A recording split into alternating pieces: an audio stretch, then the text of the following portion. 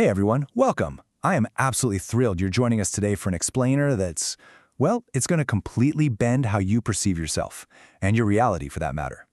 We're actually going to skip the usual agenda right off the bat, mostly because I really want to preserve the mystery of what we're about to unpack.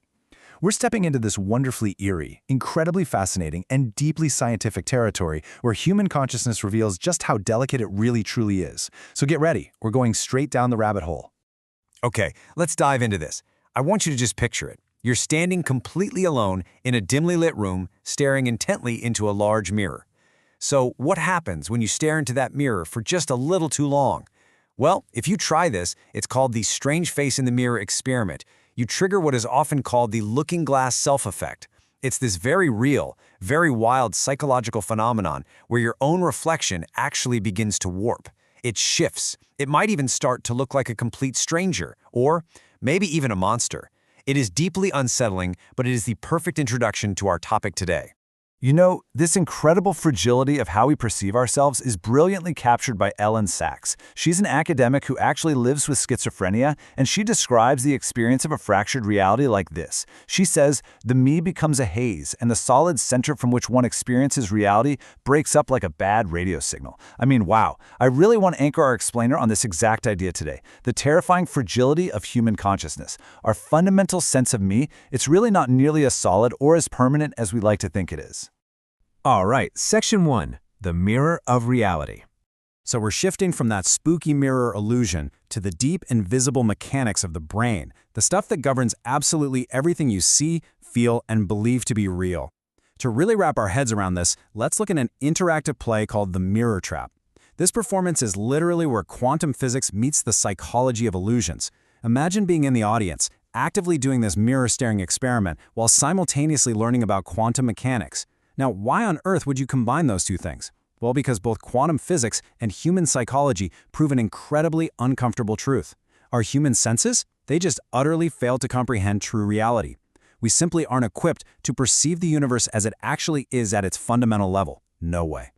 In fact, research shows that during this prolonged mirror staring, right around 10% of people see extreme, genuinely terrifying things. We're talking monsters or even seeing the mirror bleeding. And almost everyone sees at least some kind of distortion. These visual illusions prove our sensory fallibility on a hardcore biological level. Just like quantum physics reveals our incredibly limited tiny scale in the universe, these psychological tricks reveal that what you and I casually call reality is really just a fragile construct. It's entirely maintained by a totally flawed perceptual system. Let's move to Section 2 and see how this builds, defining the minimal self. We're transitioning now from optical illusions into the clinical psychology of the self. Because think about it, if our visual reality is just a construct, what about our internal reality? What even makes up the self? Well, researchers basically divide our sense of self into two main buckets, the minimal self versus the narrative self.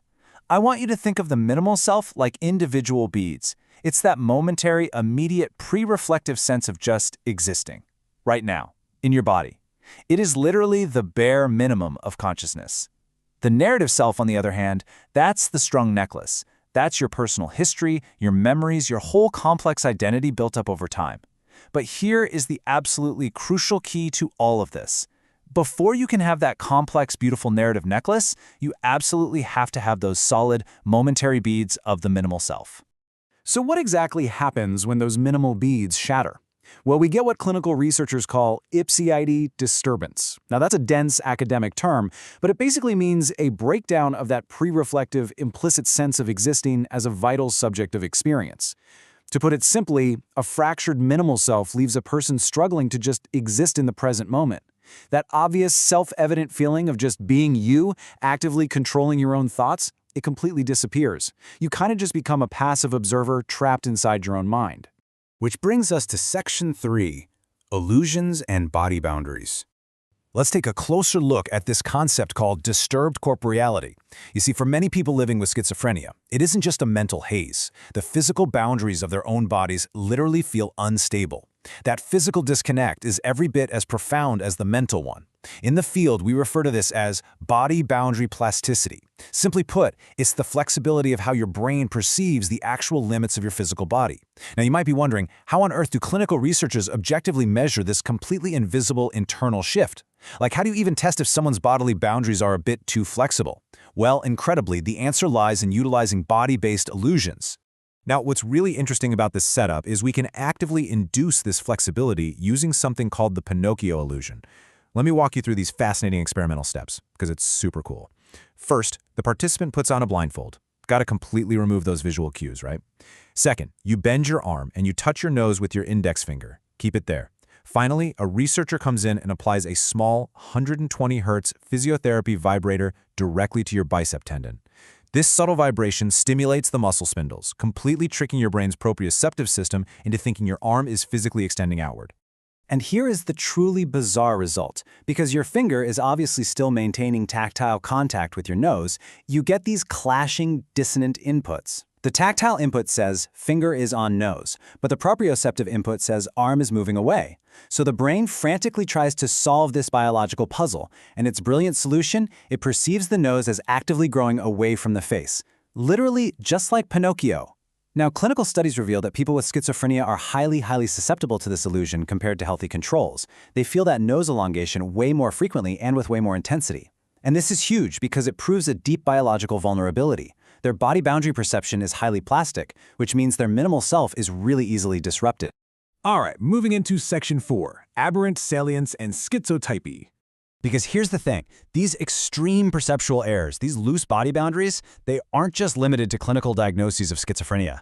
Not at all. They are actually present on a sliding scale throughout the entire general population. Prepare for a seriously surprising data drop. Research reveals that a staggering 10% of the general population exhibits subclinical schizotypy traits. I mean, this brings this clinical phenomenon right into your everyday world. Literally 1 in 10 people walking down the street possesses a nervous system that is just naturally a bit more prone to these magical, anomalous, or illusionary bodily experiences. And that's without actually having any kind of psychotic disorder. Right at the heart of this sliding scale is this absolutely crucial neurocognitive term called aberrant salience. Okay, what does that mean? It's basically the unusual and involuntary appointment of extreme significance to completely innocuous everyday stimuli. Imagine if, I don't know, the low hum of your refrigerator or just some random passing internal thought suddenly felt incredibly profoundly important or even threatening. When your brain starts assigning massive importance to everyday background noise, it creates this hyper-reflexive, completely chaotic mental state. You literally can't filter out the static anymore. And this brilliantly illustrates how all these seemingly totally different schizophrenia symptoms actually stem from the exact same core issue, aberrant salience and self-disorder. Think about positive symptoms, right? Like hallucinations. These happen when internal thoughts become so incredibly salient, so overwhelmingly loud, that the brain perceives them as external voices. Then you have negative symptoms like deep exhaustion or anhedonia. Well, those happen because this constant hyper-awareness of absolutely everything just drains all of your cognitive energy. You're exhausted. And disorganized thoughts? They arise directly from the inability to ground the self amidst this relentless storm of significance. When absolutely everything is loud, well, nothing makes sense. To really grasp the brain's structural role in all this, we got to look at 2 competing networks up there. Under normal conditions, your brain switches pretty smoothly between the default mode network, which is kind of your internal daydreaming resting state, and the central executive network, which is your external, getting stuff done, task-focused state. The master switch operator between those two is called your salience network. But when this salience network is faulty, it fails to switch gears properly. The mind becomes completely trapped in this internal echo chamber. It's totally unable to suppress that internal static, even when it is desperately trying to focus on the outside world. Which leads us to our final section, Section 5, our fragile human mind. We are finally bringing together the bizarre quantum physics of those visual mirror illusions with the incredibly complex neuroscience of schizophrenia and the minimal self. Let's summarize the absolutely vital takeaways here. First up, our senses fundamentally fail to capture true reality. The visual illusions in that mirror trap prove this to us time and time again. Second, our physical body boundaries are shockingly flexible, as we saw with that crazy Pinocchio illusion. And third, the self isn't some permanent heavy object that you just carry around in your head. It requires constant active neural upkeep just to separate me from not me.